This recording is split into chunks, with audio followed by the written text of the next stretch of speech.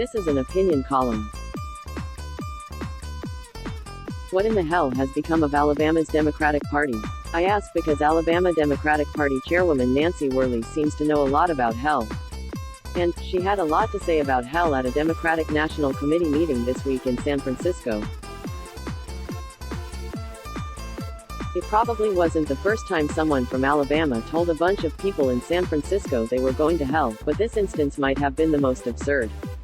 First, the DNC committee members tried to be nice to Worley before things got heated. They complimented the unpaid hours she's put in. They commended her hard work in a state that's not friendly for Democrats. I've watched live streams of these committee meetings online, and the contrast between the Alabama Dems and the folks behind the dais is clear. The DNC was respectful, deliberate and competent. Everything the Alabama party isn't. But in the end, the committee was firm. Alabama's state party is broken and it needs to change.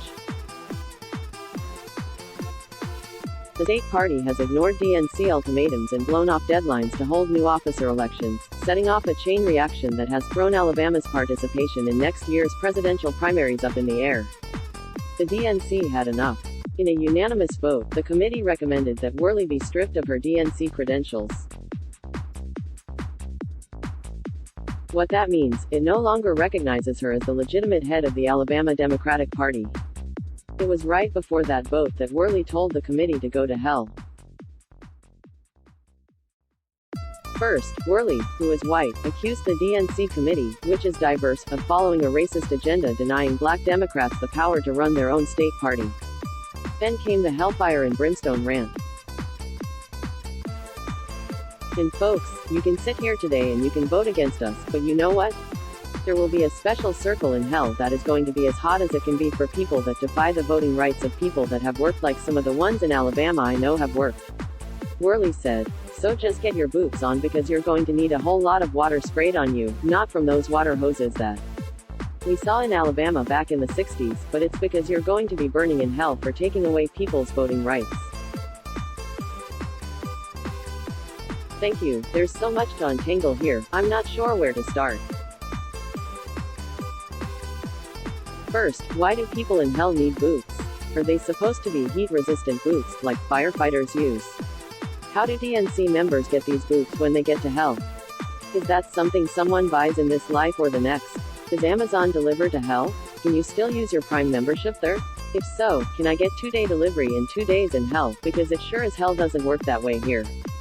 Also, Worley says the DNC committee members will need boots in hell because they're going to need a whole lot of water sprayed on them there. But if they're burning in hell, that must mean there is no water in hell, right?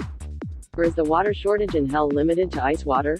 Is water in hell potable? And if DNC members need the boots because they'll need water sprayed on them, but they won't get water because they're in hell, do they really need the boots in the first place? Or are boots in hell mandatory to make it less comfortable? Was this what it was like to be a student of Worley's before she retired from teaching? If so, then that really must have been hell.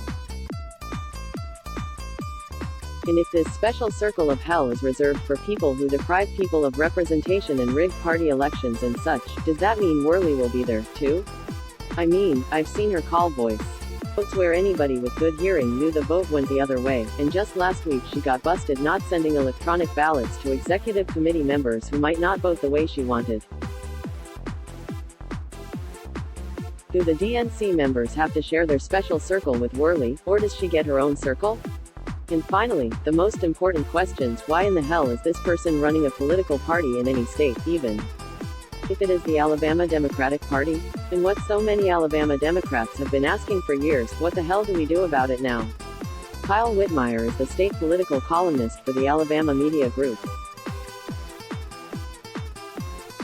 Want access to the best analysis and in-depth reporting about Alabama each week? Sign up for the weekly Reckon Report newsletter and follow Reckon on Facebook and Twitter. Follow Whitmire on Twitter and Facebook, too. And Instagram. All the things. Let's block ads. Why?